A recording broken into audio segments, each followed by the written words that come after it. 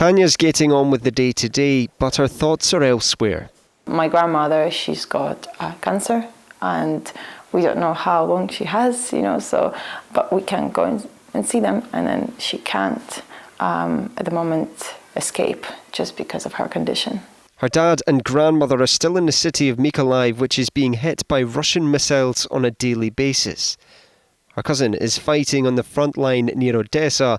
His wife, Yulia, and child Miroslava are adapting to life in the east end of Glasgow after fleeing the country.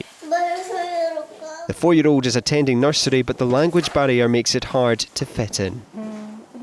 It's very hard for a child, but everything that she's doing is for a daughter, and they need to get used to it and continue living. This family's story is just one of many who have had their lives turned upside down in the last 4 months, and returning home is only possible if peace negotiations are successful. Well, researchers in Glasgow and further afield are working on the Peace Treaty Initiative, which would fill a hole in international law and make agreements made during peace negotiations legally binding.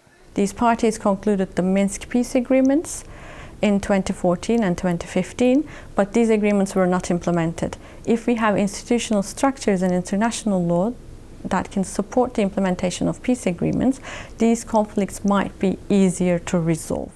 Leading the project is Mark Freeman, who has first-hand experience in negotiations in Ukraine. In a period where violence is escalating, where the war is escalating, it's even harder to make the case for peace talks. It's very unlikely you can reach peace in the first place. You're negotiating with your enemies. There's a lot of anger. There's great distrust.